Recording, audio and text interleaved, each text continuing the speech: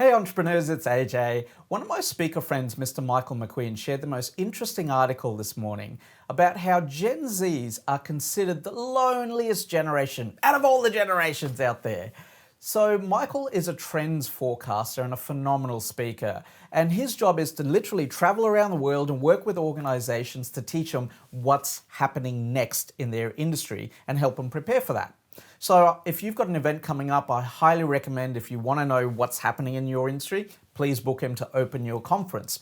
And then if you want to build out that future towards what he suggests, give me a call and I'll close your conference. Shameless plugs aside, and this article is really interesting because it highlights a social disconnect. On the surface, it highlights a social disconnect. And I wanted to give you a human side of the story behind the statistics, a bit of context, if you will. And the key headlines of this article are 57% of Gen Zs feel like they are more freer to express themselves online, and 45% say that the online version of themselves is a more accurate depiction of who they really are as a person than they actually can express themselves in person. So on the surface, it is alarming, isn't it? Because it really looks like, oh my God, they're just so lonely and disconnected and, whatever. But I want to share with you a couple of stories. But before I get into those stories, I looked into this article a little bit deeper and I found out something really interesting. So the survey was done in earlier this year in April, and it was commissioned by Razorfish and Vice Media Group. And their methodology was quite interesting. So they had 3 phases. The first phase was they shadowed 12 gamers. Now, 6 of the gamers were female, 6 were male. No surprises there, just pretty much business as usual. And so they shadowed these gamers and they sort of watched how they played their games. And the second phase was they actually conducted in-depth interviews with the gamers. But the third phase is where things got a little bit interesting. And I'm just going to look at my notes here because I don't want to get these statistics wrong. So the third phase was they actually went out and interviewed 1,000 gamers in the US. Now, the composition of these gamers, that's the interesting thing.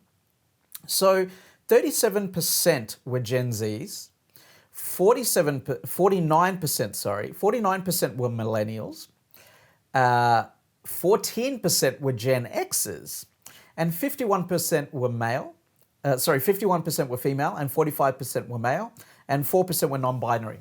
So it's not just Gen Zs that are lonely. You can't tarnish Gen Zs as a lonely generation. Stop being so judgmental, boomers. No, I'm kidding. But I wanted to give you a bit of context, the emotional human side behind the numbers here, by telling you, sharing with you a little bit about how I grew up. So for those of you who know me, you'll know my background is Sri Lankan, and I had 2 lovely, beautiful, traditional Sri Lankan parents. My dad was extremely strict, and to make matters worse, he was an ex-army captain during a time when the British ruled Sri Lanka. So my childhood was pretty much growing up in boot camp. What's interesting though was when I hit teenagerhood? Let's call it teenagerhood. I could never achieve my dad's expectations of me because he's the sort of parent who says, you must get the A, otherwise don't bother coming home. That sort of thing. In fact, here's a little live clip of my parents. Let me see.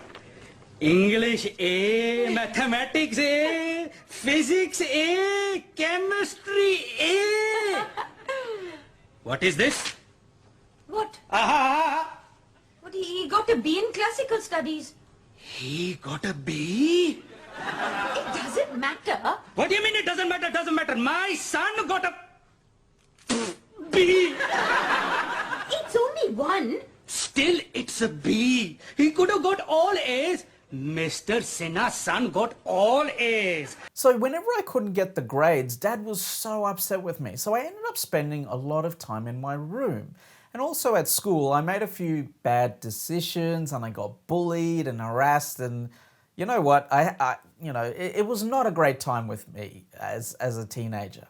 So every time I stepped out of my door, there was always some sort of conflict at school or negativity at home, and I was made to feel like a failure. And so I want you to imagine what that does to a child, an impressionable teenager who's trying to figure out their place in the world. It's kind of depressing, isn't it? So luckily for me, the internet came around and all of a sudden I had access to a magical world of people outside of my circumstances, outside of my circles, who got me through that period of my life. And I would connect with people all around the world, and I'm still friends with them even today. In fact, one of my friends helped me with Year 12 English, and English is my first language, like that's what I mean. Like, it is such a beautiful thing, and I communicated differently because my inner world wasn't so great. So I looked for a better future for me in my outer world. And that's what these kids are going through. They want to communicate, they want to connect, they want to collaborate, they actually want to do amazing stuff, but they might not be given the right opportunities or find themselves in difficult circumstances. And we all as adults have played a part in that by creating a world where these generations don't feel psychologically safe to express themselves, just as I did when I was a teenager. And no, I'm not a Gen Z. So I want you to keep that in mind every time you see anything to do with generational work out there. There is always a deeper story to it. And sometimes it's just a different way of doing things. And I think in this new era of business, we really need to come together to reimagine the way how things could be done differently. And so we can build tomorrow better than today. And that's what I want to leave you with. Thanks for spending this time with me, entrepreneurs. I really appreciate it. My name is AJ Kulatunga. Thanks for watching this video. Whatever happens in business and in life, I wish you nothing but success. Take care.